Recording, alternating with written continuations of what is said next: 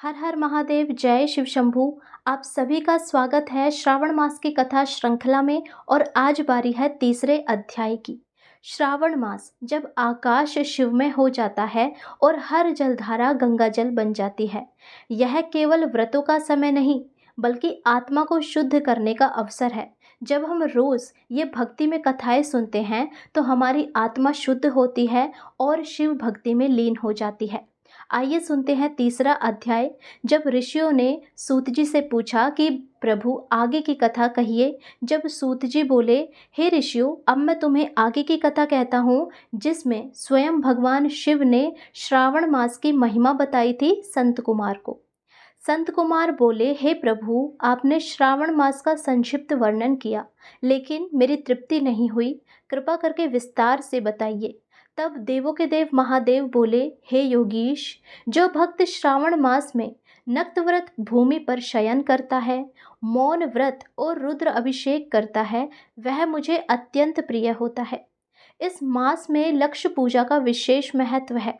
आयु के लिए चंपा, विद्या के लिए चमेली, पुत्र के लिए कटेरी, शांति के लिए धान्य, लक्ष्मी प्राप्ति के लिए बेलपत्र और दुर्वा। पूजा के बाद मंडप निर्माण, जागरण, कलश स्थापना, पंचामृत अभिषेक और पूर्ण आहुति करनी चाहिए। जो भक्त इस विधि से पूजा करता है, मैं उस पर प्रसन्न होता हूँ। जो व्यक्ति इस मास में अपनी प्रिय वस्तु का त्याग करता है, उसे उसका फल लाख गुना मिलता है। सकाम व्रति को इच्छित फल और निष्काम व्रति को परम गति प्राप्त होती है।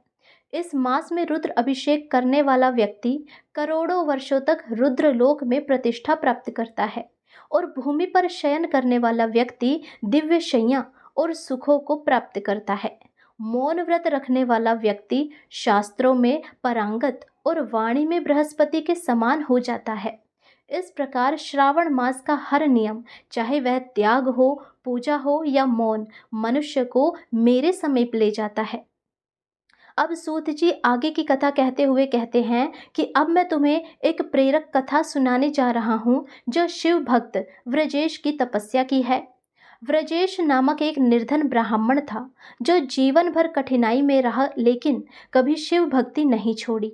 उसका घर मिट्टी का था, भोजन सीमित था, लेकिन उसका मन शिव में रमा रहता था।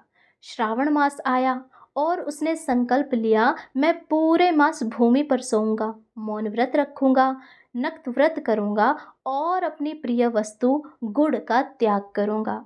हर दिन वह शिवलिंग पर जल चढ़ाता, बेलपत्र अर्पित करता और मौन साधना करता।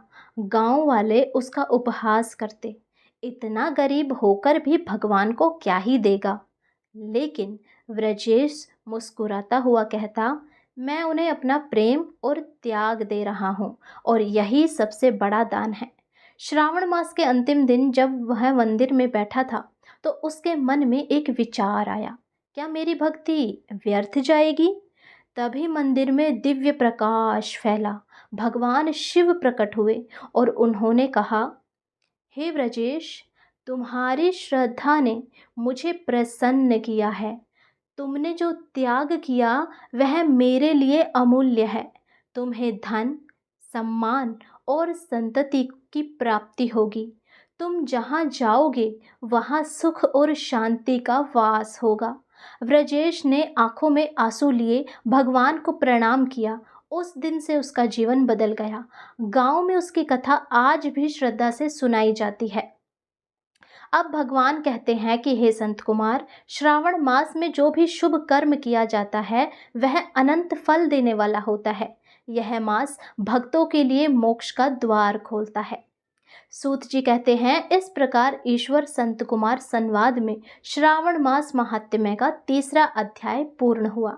यदि आपको ये कथा पसंद आई हो तो कृपया सब्सक्राइब करें और घंटी का बटन दबाएं ताकि हर दिन की नई कथा आप तक सबसे पहले पहुंचे। यदि आपको ये कथा अच्छी लगी हो तो लाइक ज़रूर करें, इससे हमें प्रेरणा मिलती है कि आपके लिए कथाएं सरल भाषा में लेकर आते रहें। अपने भाई बंधुओं को ज़रूर ये वीडियो शेयर करें ताकि वे भी इन रोचक कथाओं का आनंद ले सके और अपने जीवन को भक्ति के मार्ग पर चला सके।